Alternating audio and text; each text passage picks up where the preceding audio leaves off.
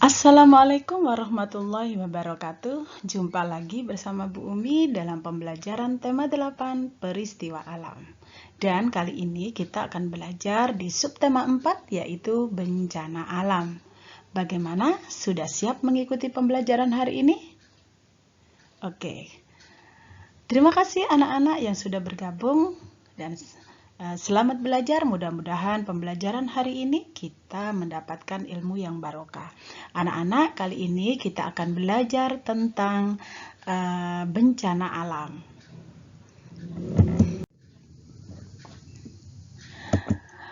Tahukah kalian apa bencana alam itu? Nah, bencana alam adalah peristiwa alam yang dapat merubah keadaan lingkungan di sekitar kita. Anak-anak, kadang-kadang terjadi sesuatu yang tidak kita inginkan. Nah, ini termasuk adalah bencana alam. Kita semua tidak berharap di sekitar kita ada bencana alam, karena bencana alam bisa merugikan kita semuanya, baik merugikan secara benda, harta, maupun nyawa. Jadi anak-anak, kita harus waspada dengan bencana alam yang ada di sekitar kita. Dan bagaimana cara kita supaya bencana alam itu bisa kita cegah? Nah, ini anak-anak.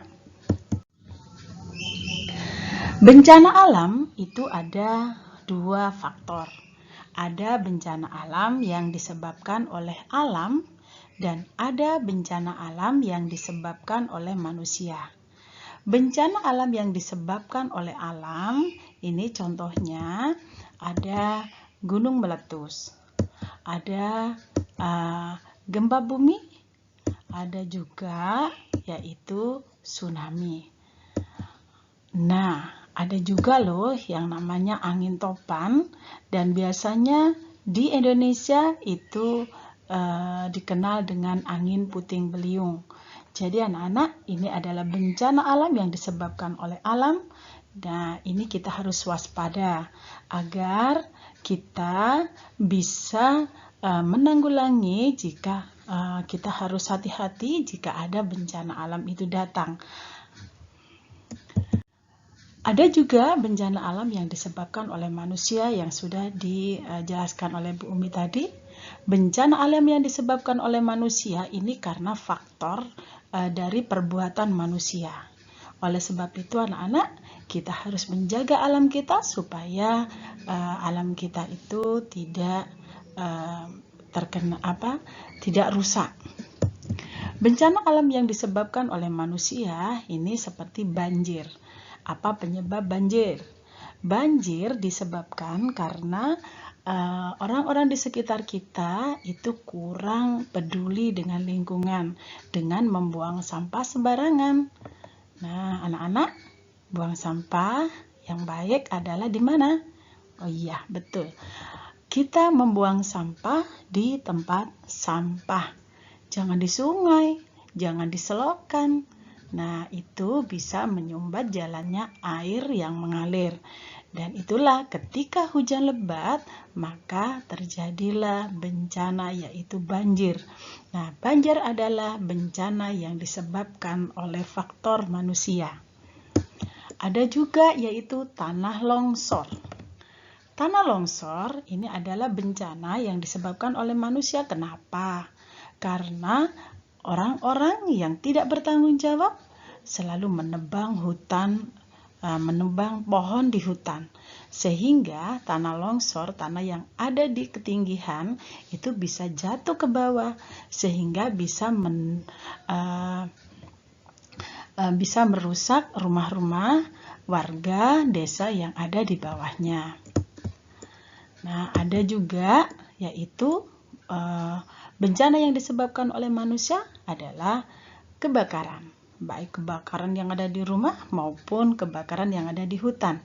Kebakaran yang ada di rumah bisa disebabkan juga oleh manusia karena kurang berhati-hati. Anak-anak, Makanya kita harus waspada dan hati-hati dengan jika kita bermain api. Jangan sampai kita akan mengalami yang namanya kebakaran. Oleh sebab itu, pahami anak-anak, jaga lingkungan, buang sampah di tempat sampah, dan menanam pohon, dan juga hati-hati jika bermain api, ya.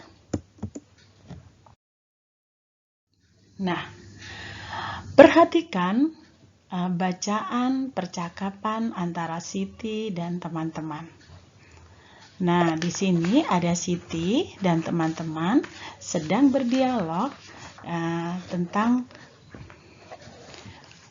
percakapan ini. Nah, ini contoh ya. Siti berkata, "Teman-teman, apakah kemarin mendengar berita dari radio? Ada berita tentang bencana angin topan. Bencana ini menimpa desa Sukamaju," kata Siti. Kemudian, "Saya belum mendengar berita itu, Siti. Terima kasih sudah menceritakan kepada kami." Akhirnya, "Apakah kamu mendengar berita itu, Dayu?" "Saya sudah mendengar berita itu, Beni. Desa itu kan dekat dari tempat kita. Apa yang bisa kita lakukan untuk menolong mereka?" Nah, ini adalah dialog antara Siti, Beni, Dayu, dan juga Lani. Kemudian dilanjutkan, "Saya akan mengajak keluarga di rumah kami akan memberikan bantuan. Kami mau memberikan makanan." Wah, tepat sekali, Beni. Makanan memang sangat dibutuhkan penduduk desa Sukamaju. Idemu bagus sekali, Beni. Ayo, kita mengajak keluarga. Nanti kita bercerita ya tentang bantuan kita masing-masing. Terima kasih teman-teman sudah mau membantu korban bencana alam.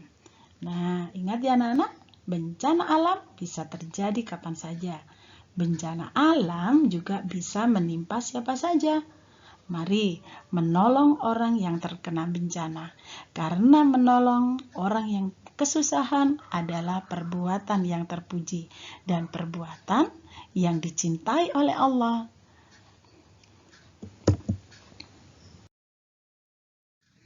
Nah, yuk kita bermain sambil membuat ungkapan terima kasih. Anak-anak, kalau sudah ditolong seseorang, apa yang harus kita lakukan dan apa yang harus kita ucapkan? Kalau sudah ditolong, kita harus mengucapkan terima kasih.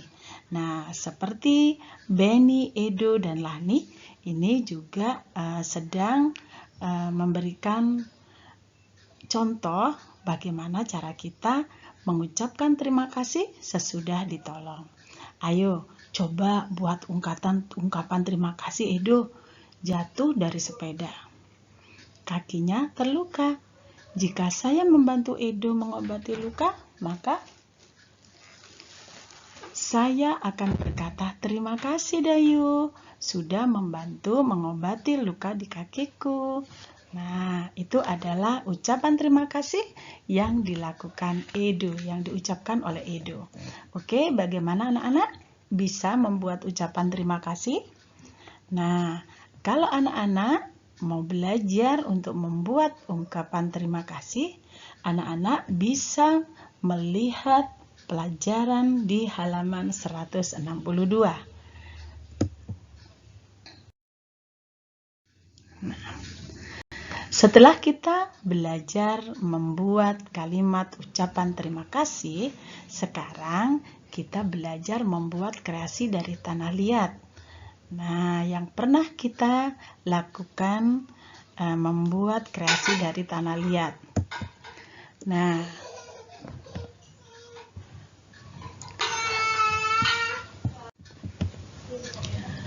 membuat kreasi dari tanah liat.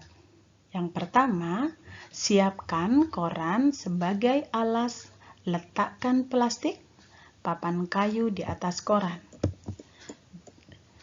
Dan yang kedua, basahi tangan dengan air, Yang ketiga, ambil segenggam tanah liat.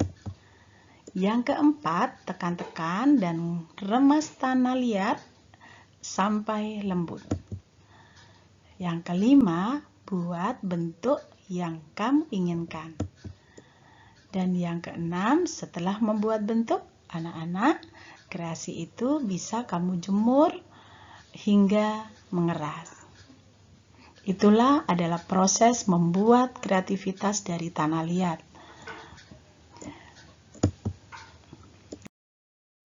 Nah, untuk membuat kreasi dari tanah liat, ikuti langkah yang membentuk tanah liat, cobalah sampai berhasil. Anak-anak bisa membuat kreasi dari tanah liat. Nah, jika anak-anak untuk membuat kreasi tanah liat anak-anak kesusahan, anak-anak bisa mengganti tanah liat dengan menggunakan plastisin. Anak-anak bisa membentuk permainan-permainan yang anak-anak sukai. Alhamdulillah, terima kasih.